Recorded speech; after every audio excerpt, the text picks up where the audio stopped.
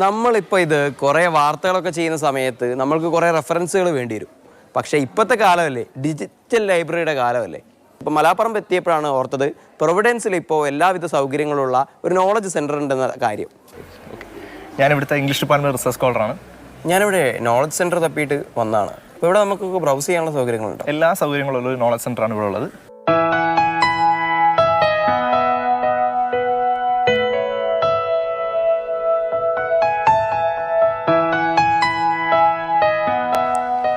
ആദ്യമായി ക്യാമ്പസിലെത്തുന്ന ഒരാളെ സംബന്ധിച്ച് വലിയ അത്ഭുതമാണ് കാത്തിരിക്കുന്നത്.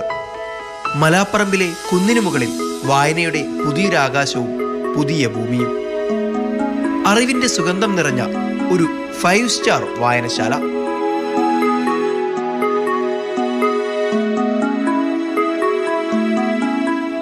വിദ്യാർത്ഥികളും അധ്യാപകരും ഡബിൾ ഹാപ്പി. 3 വർഷം നീണ്ട സമയമെടുത്ത് ചെയ്ത ഒരു ലൈബ്രറിയാണിത്. 42,580 സ്ക്വയർ ഫീറ്റ് വലിപ്പമുള്ള 4 നില ലൈബ്രറിയാണ്. മനോഹരമായ പ്രകൃതി ഭംഗി ആസ്വദിച്ചുകൊണ്ട് വിദ്യാർത്ഥിനികൾക്ക് വായിക്കുവാനുള്ള എല്ലാവിധ സൗകര്യവും ഈ ലൈബ്രറിക്കുള്ളിലുണ്ട്. ഏകദേശം 75,000-ഓളം ലൈബ്രറി ബുക്സുകളാണ് നമുക്കിപ്പോഴുള്ളത്.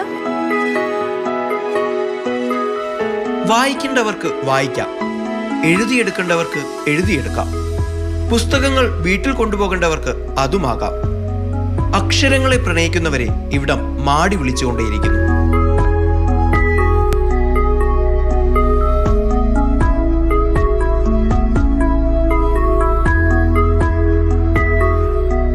ആകാശ കാഴ്ചകൾ കാണാം.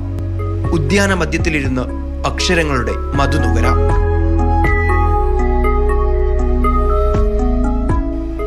ലോകത്തിന്റെ മുന്നേറ്റം സ്വപ്നം കാണുന്നവർക്ക് അതിനുള്ള പണിപ്പുരയും ഇവിടെ ഒരുങ്ങുന്നുണ്ട്. ഒട്ടനവധി സ്ത്രീകൾക്ക് വേണ്ടിയിട്ട് നമ്മൾ ഈ പ്രൊവിഡൻസ് കോളേജിൻ്റെ ലൈബ്രറി ഓപ്പൺ ആണ് ഇപ്പോൾ. അപ്പോൾ ആർക്ക് വേണമെങ്കിലും എപ്പോൾ ഇവിടെ വന്നിരുന്ന് പഠിക്കാനുള്ളൊരു ഫെസിലിറ്റിയാണ് നമ്മൾ പ്രൊവൈഡ് ചെയ്യുന്നത്. മക്കളെയും കൊണ്ടുവരുന്ന അധ്യാപകരും ഗവേഷകരും ഇനി ടെൻഷൻ അടിക്കേണ്ട. വായനശാലയിലെത്തുന്ന കുട്ടികളെ ആകർഷിക്കാനായി കുട്ടിക്കഥകളും കവിതകളും ധാരാളമുണ്ട് ഇവിടെ. ആംഫി തിയേറ്ററും ക്ലബ് ഹൗസും അടക്കം ഒരു കംപ്ലീറ്റ് പാക്കേജാണ് പ്രൊവിഡൻസ് വുമൻസ് കോളേജ് മുന്നോട്ട് വയ്ക്കുന്നത്. പഴയ ലൈബ്രറിയിലുള്ള ഒരു ആംബിയൻസിൽ നിന്ന് മാറ്റം വന്നപ്പോൾ കുട്ടികൾ ഒരുപാട് വായനയിലേക്ക് ആകർഷിക്കാൻ പറ്റിയിട്ടുണ്ട്. നേരത്തെ പഴയ ലൈബ്രറിയിൽ 100-ൽ താഴെ കുട്ടികൾ വന്നുകൊണ്ടിരുന്നത് ഇപ്പോൾ ഏതാണ്ടൊരു 500 average students daily library use ചെയ്യുന്നൊരു സ്ഥിതിയിലേക്ക് മാറ്റം വന്നിട്ടുണ്ട്. എന്തായി സാറേ, തേടി വന്ന കാര്യം കിട്ടിയോ? തേടി വന്ന കാര്യങ്ങളൊക്കെ കിട്ടി, പക്കാണ്. ഇവിടുത്തെ വിദ്യാർത്ഥികൾക്ക് മാത്രമല്ല, ഇനി വരുന്ന പൊതുജനങ്ങൾക്കും ഇവിടുത്തെ സൗകര്യങ്ങൾ തുറന്നു കൊടുക്കാൻ കോളേജ് മാനേജ്മെന്റ് തയ്യാറാണ്. ക്യാമറമാൻ അരുൺ കിഷോറിനൊപ്പം Sarang Suresh, Mathrubhumi news, Kozhikode. Sarang, good morning. ഈ സ്റ്റോറി കണ്ടപ്പോൾ ഉണ്ടല്ലോ, നമ്മുടെ ഒരു ഇംഗ്ലീഷ് കോഫി കൾച്ചർ മോഡലില് ഒരു വായനശാല, അതും ഈ ഒരു കംപ്ലീറ്റ് പാക്കേജ് അല്ലേ? അപ്പോൾ എന്തൊക്കെയാണ് ഇവിടുത്തെ കൂടുതൽ വിശേഷങ്ങൾ സാരംഗ്? സേതു, സാധാരണ നമ്മൾ കാണുന്ന തരത്തിൽ നിന്നുള്ളൊരു വായനശാല എന്നുള്ളൊരു കൺസെപ്റ്റേ അല്ല അവിടെ ഉള്ളത്. നമ്മൾക്ക് സാധാരണ ഒരു ഇരുട്ട് മുറി, കുറച്ച് ചെതലരിച്ച പുസ്തകങ്ങൾ, അല്ലെങ്കിൽ ഒരു പഴക്കത്തിൽ ഒരു മണമടിക്കുന്ന ഒരു രീതി, ആ രീതിയിൽ നിന്നൊക്കെ വ്യത്യസ്തമായിട്ടുള്ള ഒരു പുതിയ തരം, ഒരു യൂറോപ്യൻ, സേതു നേരത്തെ പറഞ്ഞ പോലെ ഒരു യൂറോപ്യൻ സ്റ്റൈലിലുള്ള ഒരു വായനശാലയാണ് അവിടെ അവരെ കൊണ്ടുവന്നിട്ടുള്ളത്. കോടികളുടെ പ്രൊജക്റ്റാണ്.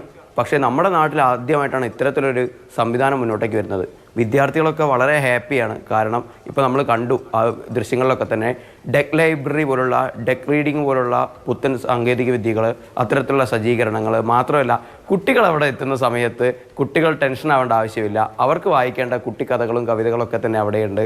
പിന്നെ നമ്മൾക്ക് ബ്രൗസ് ചെയ്യണമെങ്കിൽ ബ്രൗസ് ചെയ്യാം, മറ്റ് കാര്യങ്ങളൊക്കെ തന്നെ ചെയ്യാം. ബുക്ക് റെഫർ ചെയ്യേണ്ടവർക്ക് റെഫർ ചെയ്യാം. ഇനി അതല്ല, അവിടെ ഇരുന്ന് ചർച്ച ചെയ്യേണ്ടവർക്ക് അതിനുള്ള സൗകര്യങ്ങളായിട്ടുള്ള ക്ലബ് ഹൗസ് ഉണ്ട്.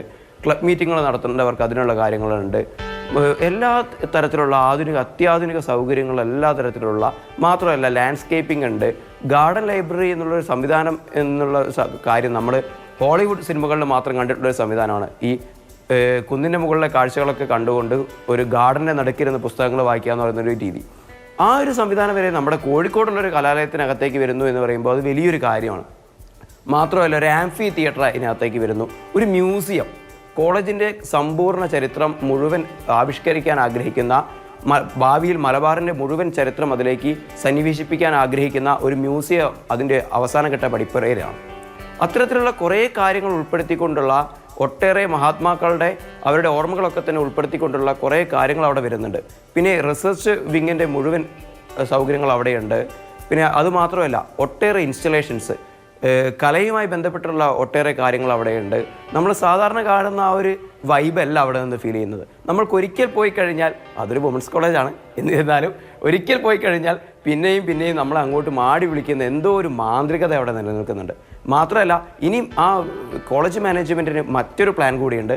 ഇനി പൊതുജനങ്ങൾക്ക് കൂടി ആ ഒരു വായനശാലയുടെ സൗകര്യങ്ങൾ തുറന്നു കൊടുക്കണമെന്നാണ് മാനേജ്മെൻറ്റിൻ്റെ ആഗ്രഹം. അത്തരത്തിലുള്ള കുറേ മാന്ത്രികതയുടെ കാര്യം, അതായത് വിമൻസ് കോളേജ് ആണ് എന്നുള്ളൊരു കാര്യം കൂടി ഓർക്കണം. ആ മാന്ത്രികതയുടെ പേരിൽ ഇടയ്ക്കിടയ്ക്ക് അങ്ങോട്ട് പോകണ്ട കേട്ടോ, പുസ്തകം വായിക്കാൻ വേണ്ടി മാത്രം പോയാലും മതി. അപ്പോൾ എന്തൊക്കെയാണെങ്കിലും വളരെ നല്ലൊരു കാര്യം ഈ പറഞ്ഞതുപോലെ തന്നെ ഈ നമുക്ക് പുറമേ ഒരു വായനശാലയല്ല, ഇത് ഒരു കോളേജിനകത്തുള്ളൊരു വായനശാലയാണ്. ഇത്രയും ഗംഭീരമായി അവർ തീർത്തിരിക്കുന്നത്. അപ്പോൾ എന്തൊക്കെയാണെങ്കിലും ഒരു പുത്തൻ മാതൃകയില്ലേ, നമ്മുടെ നാട്ടിൽ വരുന്ന ഒരു പുത്തൻ മാതൃക പല കോളേജുകൾക്കും മാതൃകയാക്കാൻ പറ്റുന്ന ഒരു സംഭവം തന്നെയായിരുന്നു. കാരണം വായനയൊക്കെ മരിക്കുന്നു, നശിക്കുന്നു എന്നൊക്കെയുള്ള വാദപ്രതിവാദങ്ങളൊക്കെ നടക്കുന്ന സമയത്താണ് ഇത്തരത്തിൽ അതിമനോഹരമായ വായനശാലകൾ, ലൈബ്രറികളൊക്കെ നമ്മുടെ നാട്ടിൽ, അതും ക്യാമ്പസുകളിൽ, കലാലയങ്ങളിലൊക്കെ വരുന്നത്.